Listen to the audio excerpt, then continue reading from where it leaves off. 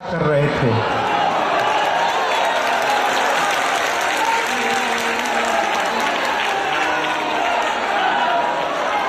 अब हो आइएगा, क्योंकि अयोध्या सीताराम जी की प्यारे राजधानी लागे, वो राजधानी लागे, मोहे मीठो सरजुजीरो पानी लागे।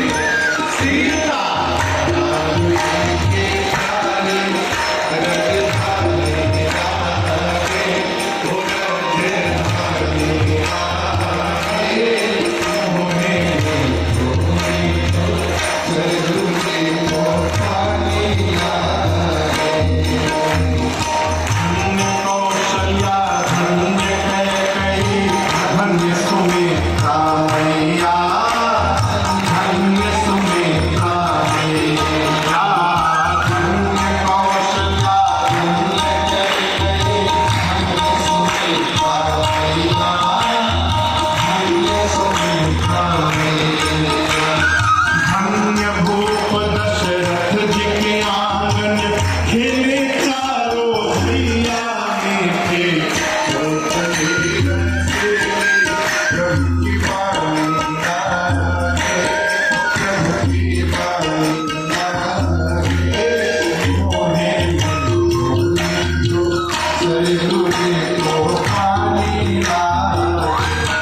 सीताराम जी प्यारे राजधानी लागे, वो राजधानी लागे, मोहे मीठो सरजुजीरो पानी लागे।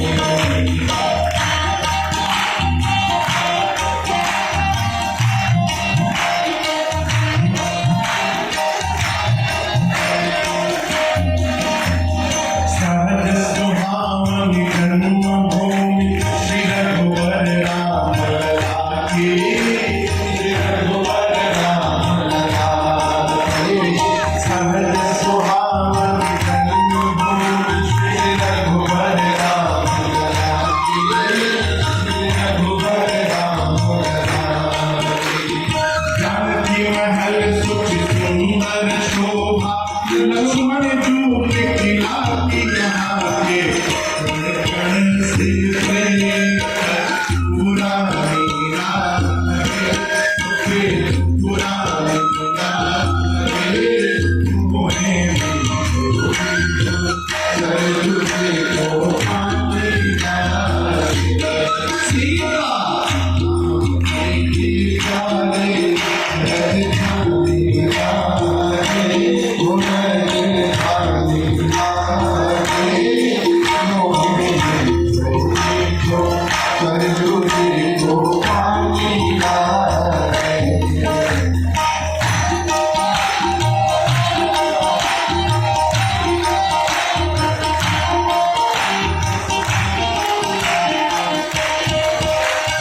छोटी छावनी रंग महल, हनुमान गढ़े अति सुंदर, हनुमान गढ़े अति सुंदर।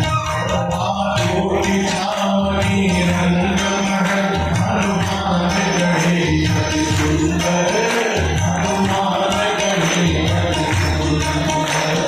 स्वयं जगत के मालिक बैठे, कनक भवन के अंदर सीता राम जी की शोभा, सुखधानी लागे, सुखधानी लागे, मोहे मीठो सरजुजीरो पानी लागे।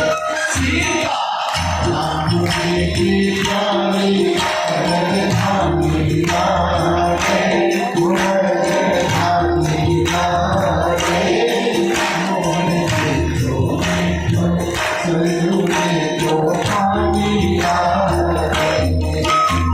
जय सिया राम मधुरी वाणी बोले, मधुरी वाणी बोले। जय सिया राम,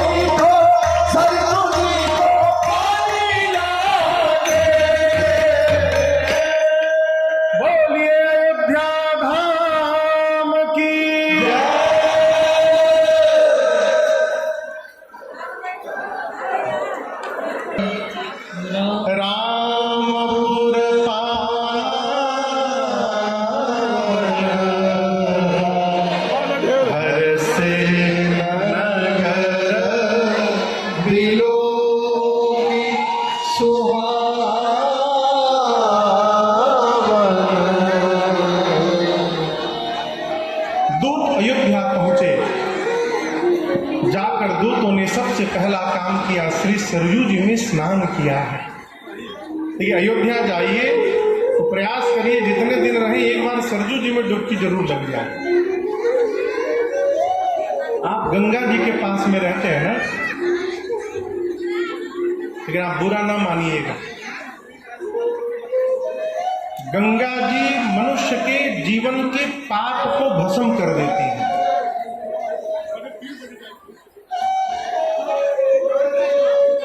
लेकिन ये बात कहे, कौन पाप भस्म करती है? जो पाप अनजाने में हुआ है वो पाप। आप किसी को गोली मार करके गंगा जी में डुबकी लगाइएगा तो वो पाप भस्म होने वाला नहीं है। गंगा जी जीवन में अनजाने में किए गए पापों से हमको मुक्त करती हैं। ये गंगा जी की महिमा है। गंगा तव दर्शनान मुक्ति, आदि शंकराचार्य भगवान बोल कर गए। लेकिन आपसे मैं कहूं, सरयू जी में स्नान करने से पाप भस्म नहीं होती। आप कहोगे महाराज ये क्या कह रहे हैं? ये हम नहीं कह रहे हैं, ये हमारे रघुनाथ जी कहे हैं। क्या? जाम मज्जन ते, मज्जन यानी स्नान, जा यानी सरयू जी में जहां स्नान करने से, जाम मज्जन ते बिनहि प्रयास। रघुनाथ जी कहते हैं, मम समीप नर पावहि वासा। रघुनाथ जी कहते हैं कि जो मनुष्य जीवन में एक बार भी सरयू जी में स्नान कर ले, उस मनुष्य को जीवन में और कुछ नहीं करना है। केवल एक बार यदि कोई स्नान कर ले तो उस मनुष्य को मैं अपने गोद में लेकर बैठ जाता हूं, ये मेरा प्रण है। रघुनाथ जी कहते हैं, मम समीप नर पावहि पास, भगवान का सामिप्य प्राप्त हो जाता है। सरयू मैया जीव को जगदीश के पास लेके चली जाती है। ये सरयू जी की महिमा है। दूत अवध पहुंचे, मां सरयू जी में स्नान करते हैं। स्नान करके महाराज के दरबार के द्वार पर पहुंचे, भीतर खबर जनवाए। महाराज सुने कि मिथिला से दूत आए हैं, तुरंत बुलवाए महाराज। क्यों? दशरथ जी को ये पता चल गया था कि श्री विश्वामित्र जी मेरे बच्चों को लेकर मिथिला क्यों गए हैं। क्यों गए हैं ये नहीं पता था। मिथिला का नाम आते कानों में समझ गए कि अवश्य मेरे बच्चों के बारे में कोई सूचना आई होगी। अतिशीघ्र महाराज ने बुलाया, दूत आए, महाराज अपने सिंहासन पर बैठे हैं। चक्रवर्ती महाराज हैं, कोई साधारण राजा नहीं है दशरथ जी। विशालतम सिंहासन पर विराजमान है महाराज। दूत नीचे खड़े हैं। नीचे से खड़े होकर दूतों ने महाराज करी प्रणाम तीन पाती। दूतों ने प्रणाम किया और कहा, महाराज आपके लिए हमारे महाराज ने पत्र भेजा है। यहां दशरथ जी महाराज सुने कि मिथिला से पत्र आया है, इसका अर्थ है कि मेरे बच्चों के बारे में सूचना होगी। और यहां दर्शन करिए, जब प्रेम प्रगाढ़ हो जाता है तो फिर हम क्या हैं ये जो भूल जाता है। प्रेम में अपने का बोध रहता है यदि, तो यानी हम प्रेम में नहीं हैं। प्रेम तभी समझिए जब हम समाप्त हो जाए। महाराज सुने कि मेरे बच्चों के बारे में कोई पत्र आया होगा, महाराज भूल गए कि मैं चक्रवर्ती हूं। जय हो, जय हो आदरणीय, स्वागतम स्वागतम, जय हो। यहां हमको कठिनाई होगी, थोड़ा आगे बगल हो जाएगा भैया। मुदिता मही पर आप उठिली, मुदिता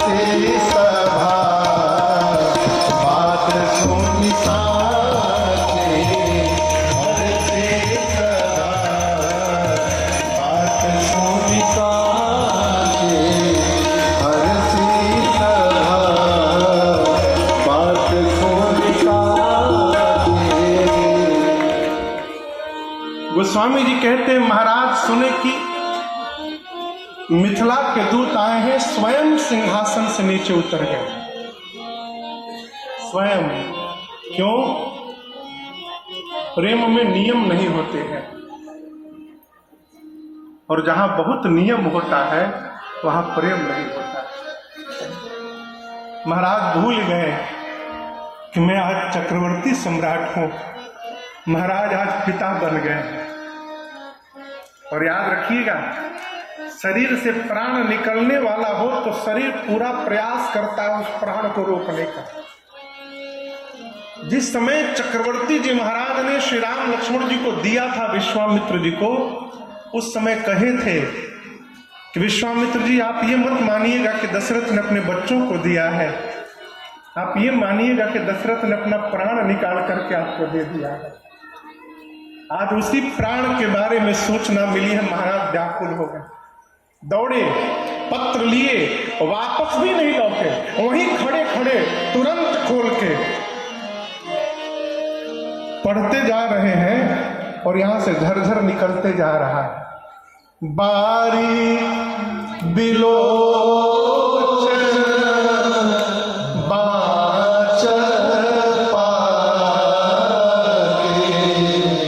एक एक अंग के रोंगटे पुलक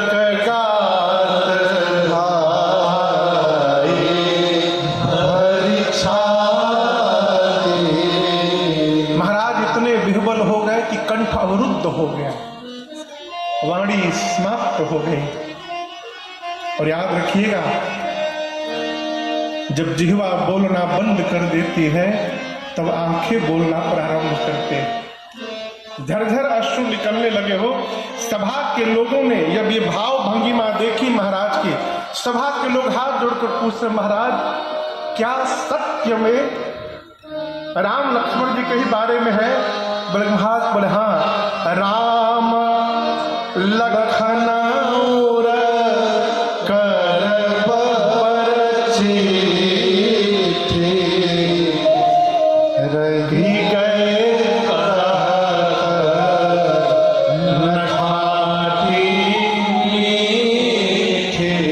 पुनः धीरज धारण करके महाराज ने पूरी सभा को सुनाया। सभी लोग प्रसन्न हुए। भरत जी आकर पूछे, पिताजी कहां से चिट्ठी आई है? भैया के बारे में लिखा है क्या? महाराज ने तीसरी बार उनको पढ़ के सुनाया। और आप दर्शन करिए, चक्रवर्ती सम्राट ने आज दूतों को अपने पास में बिठा लिया। आप सोच सकते हैं, किसी के घर का सेवक आए तो उसको आप अपने बेडरूम के बेड पर बगल में बिठा कर बात करेंगे? हैं? आज ये दूत नहीं है, महाराज के प्रियतम का संदेश लेकर आने वाले हैं। और जो प्रियतम का संदेश लेकर आता है वो प्रियतम से कम प्रिय नहीं होता है, इसलिए महाराज ने दूतों को पास में बिठाया। यहाँ गोस्वामी जी कहते हैं, श्री चक्रवर्ती जी महाराज ने तब नृप दूता निकट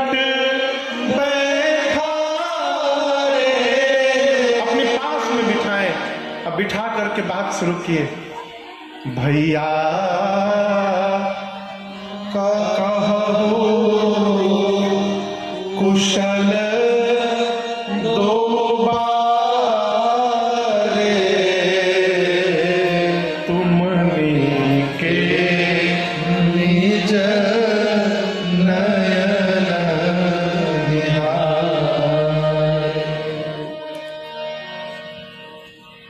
महाराज ने पत्र पढ़ लिया है। पत्र में भी लिखा है कि राम लक्ष्मण जी ने क्या क्या किया है। लेकिन यहां दर्शन करिए, राम महाराज ने दूतों से ये नहीं पूछा कि राम जी ने कैसे धनुष तोड़ दिया। महाराज ने क्या पूछा? मेरे दोनों बच्चे कुशल हैं ना? आप लोग अपनी आंखों से देखे हैं उन दोनों को।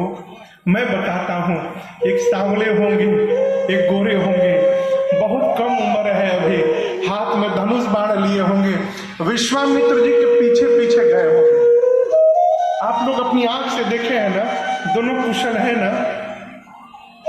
ये कथा कहती है माई बाप, जो आपको प्रेम करेगा वो आपके ऐश्वर्य के बारे में बाद में सोचेगा, वो आपकी कुशलता के बारे में पहले सोचेगा। जो प्रेम करता, महाराज ने कुछ नहीं पूछा। आदमी शाम को घर में कमा करके पहुंचा, किसी ने पूछा क्या लाए हैं, किसी ने पूछा क्या आज कमाए हैं। केवल माँ होती है जो पूछती है कि आज दिन भर में क्या खाए हैं, क्यों? यहां चक्रवर्ती जी पूछते हैं मेरे बच्चे कुशल है ना? आपने अपनी आंखों से देखा है ना? ये बताइए जनक जी महाराज कैसे पहचान गए उनको? दूत मुस्कुराए, कहे महाराज सूर्य को जगत में अपना परिचय नहीं देना पड़ता है। जिस प्रकार सूर्य के उदय होने के बाद सबका प्रकाश धूमिल हो जाता है, उसी प्रकार आज आपके राम के प्रकाश के सामने पूरे ब्रह्मांड का प्रकाश धूमिल हो गया है। आपके राम ने वो कार्य किया महाराज जो संसार का कोई राजा नहीं कर पाया।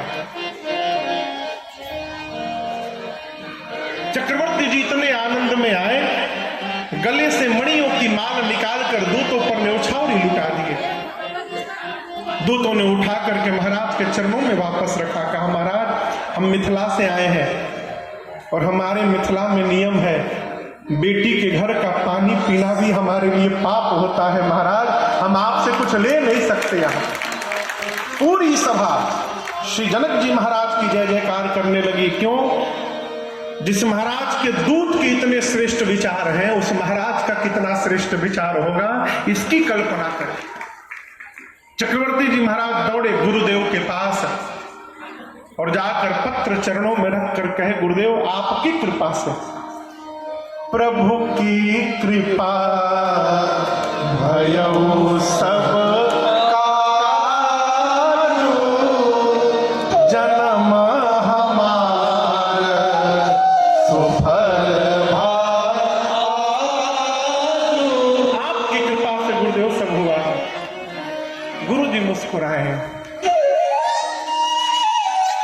बोले महाराज आपको आश्चर्य हो रहा होगा परंतु मुझे आश्चर्य नहीं है।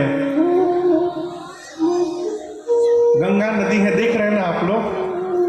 कहिए कहां से निकली है, कहां तक गई है? गंगा सागर तक, बंगाल की खाड़ी में। ये बताइए